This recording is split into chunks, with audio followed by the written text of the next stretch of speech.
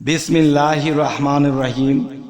হে সমস্ত জগতবাসী, আজ আমি শামীম আলী চিশতি আপনাদের সামনে যে আলোচনাটি নিয়ে হাজির হলাম, সেই আলোচনাটি অবশ্যই আমরা যদি সকলে মিলে খেয়াল করে শুনতে পারি, তাহলে আমরা জীবনে অনেক কিছু থেকে বেঁচে যাব, অনেক পাপ থেকে মুক্ত পেয়ে যাব।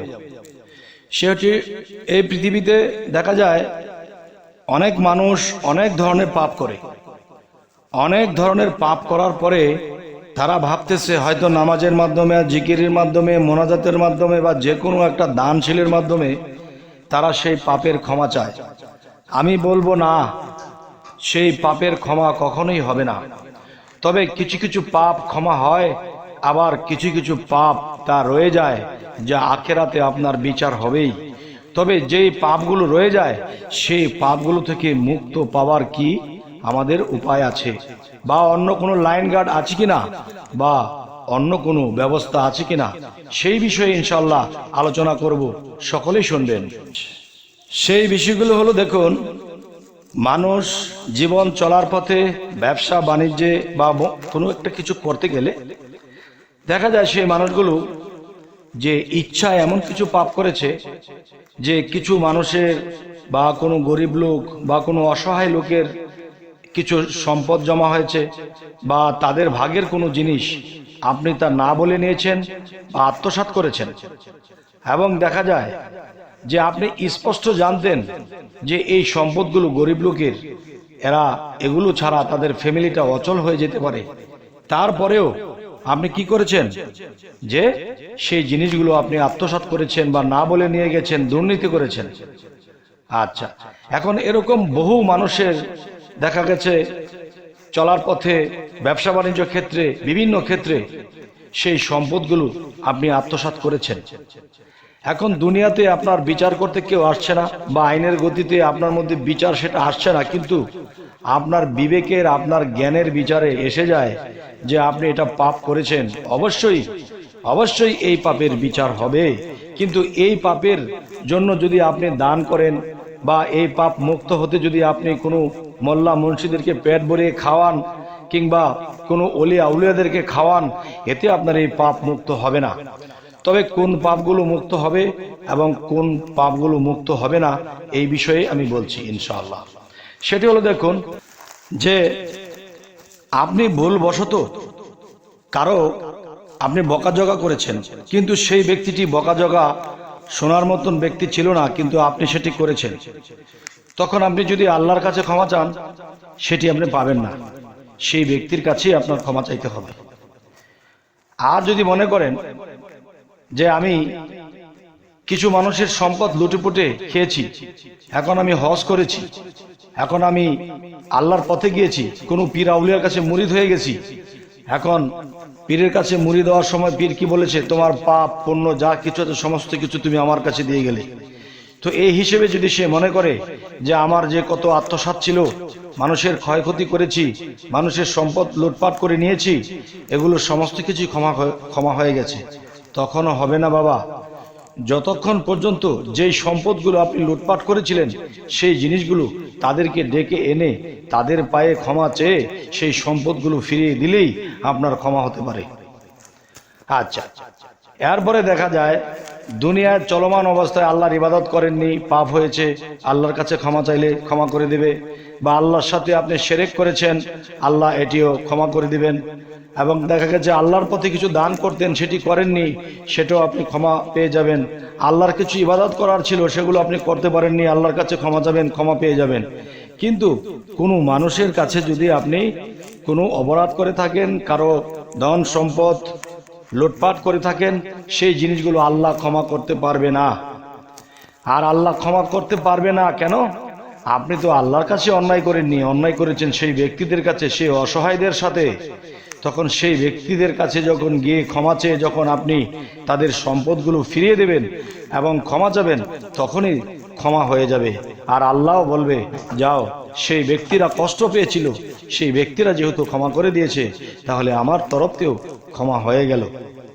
তবে হে সমস্ত জগতবাসী, আজকের এই আলোচনা করার মূল উদ্দেশ্য, যেমন আমি কিছু কিছু বিষয় দেখেছি যে কিছু মানুষ বলতেছে জীবনে অনেক পাপ করেছি, মানুষের নষ্ট করেছি, মানুষের ক্ষয়ক্ষতি করেছি, মানুষের সম্পদ লুটিপুটি খেয়েছি, এখন হজ করে আসবো, হজ করে আসলে আমার সমস্ত কিছু মাফ হয়ে যাবে। নাউজুবিল্লাহ, আস্তাগফিরুল্লাহ। হজের দোহাই দিয়ে যদি আপনারা এই ক্ষমা চান, তাহলে আল্লাহ ইহকাল পরকালে আপনাদের মাফ কখনোই করবেন না।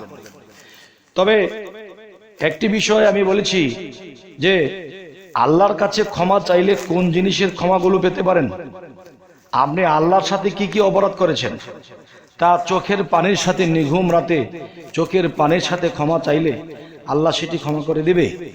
কিন্তু আল্লাহর কাছে যে অপরাধ করেছেন আল্লাহ ক্ষমা করবে, কিন্তু কোনো মানুষের সাথে যদি অপরাধ করে থাকেন, ক্ষয়ক্ষতি করে থাকেন, তাহলে সেই অপরাধের ক্ষমা আল্লাহ করবে না। এখন বলতে পারেন আল্লাহ কি পারবে না? আল্লাহ পারবে, কিন্তু আল্লাহ করবে না। কেননা আপনি কিছুদিন পর পর একটা করে অন্যায় করবেন, একটি করে ভুল কাজ করবেন, মানুষের আত্মসাৎ করে খাবেন, আর আল্লাহর কাছে ক্ষমা চাবেন? কখনোই না। তাহলে জগতের মানুষ এমনই করত যে পাপ করতো আর আল্লাহর কাছে ক্ষমা চাইতো। কিছু কিছু পাপের ক্ষমা হয় না যদি যেই ব্যক্তির কাছে আপনি অপরাধী তার কাছে ক্ষমা না চাওয়া পর্যন্ত আপনি কখনো ক্ষমার যোগ্য নয়। তবে যদি এরকম কেউ ভাবে যে কোনো অলির কাছে গেছি, কোনো পীরের কাছে মুরিদ হয়েছি, আমার পাপ পুণ্য সমস্ত কিছু পীরের কাছে দিয়ে দিয়েছি, আমার কাছে আর কোনো পাপ নেই, তবে আমি বলবো সেই পীর সহকারে আটকা পড়ে যাবে। সেই পীর একটা কথা বলবে যে বাবা, জীবনে যদি কোনো মানুষের ক্ষতি করে থাকো, কারো আত্মসাৎ করে থাকো, তাহলে তাদের কাছে ক্ষমা চেয়ে নিও এবং তুমি আল্লাহর কাছে ক্ষমা চেয়ে নিও এবং আমার কাছে তওবা করতেছো, সামনে এমন কোনো ভুল কাজ করবে না।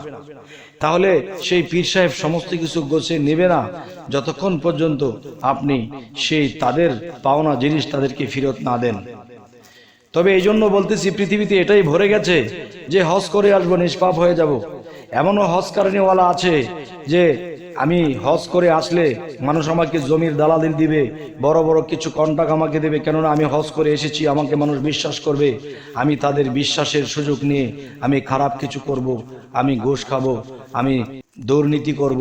তখন দেখা যায় আল্লাহ ওই ব্যক্তিকে কখনোই ছাড়বে না।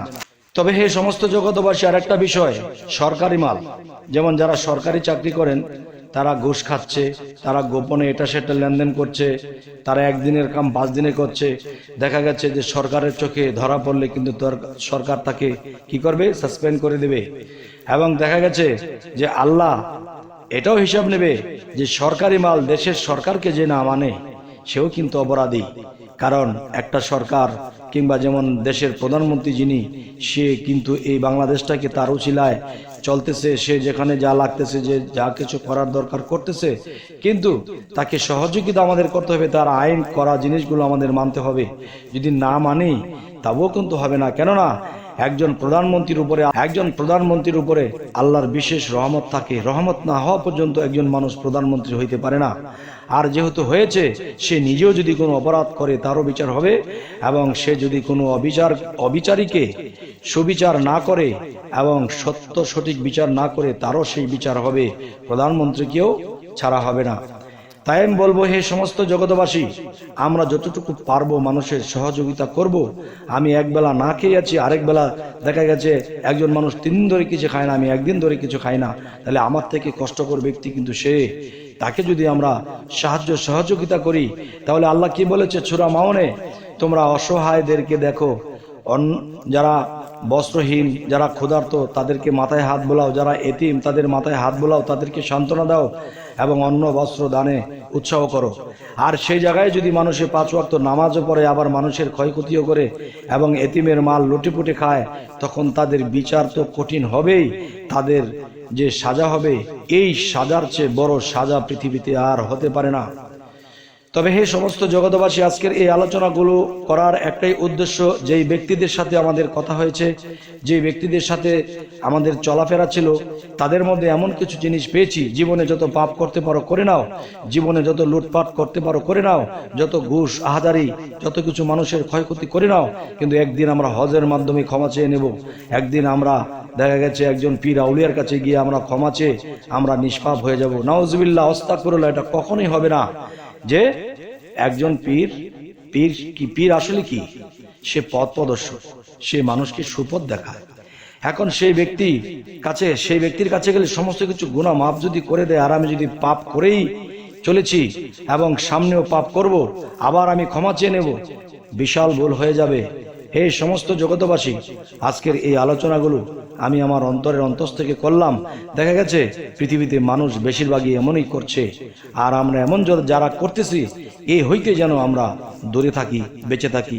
তাহলে কি হবে, যে আমাদের মুখের খাবারটাও যদি কোনো গরিবের মুখে দেই, তখন সেই গরিব যখন সান্ত্বনা পাবে, পেট ভরে খাবে, এতদিন ধরে ঠিক মতো খেতে পাচ্ছে না, সে যখন চোখের পানির সাথে দোয়া করবে, সে যখন কাঁদবে, সেই চোখের পানিগুলো আল্লাহর চোখের পানি মনে করতে হবে, রাসূলের চোখের পানি মনে করতে হবে।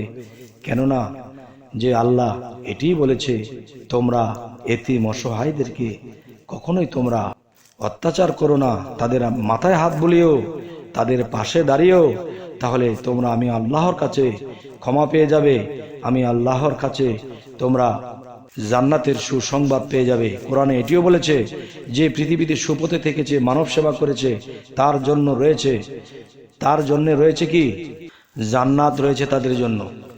তাই বলবো, হে সমস্ত জগতবাসী, শুধু নামাজের কথাই বলেনি যে নামাজ পড়লে জান্নাত দেবে, কিন্তু নামাজিরা আগে জাহান্নামে যাবে। কেন? তারা নামাজে উদাসীন হয়েছে, কিন্তু এতিম অসহায়দেরকে তারা কি করে, তাদেরকে লুটপাট করে, তাদেরকে অত্যাচার করে, তাদের মাথায় হাত বোলায় না, তাদেরকে সান্ত্বনা দেয় না, সমস্ত নামাজ দুর্ভোগে চলে যাবে।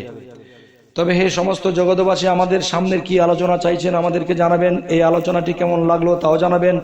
সকলে ভালো থাকবেন, আল্লাহ হাফেজ।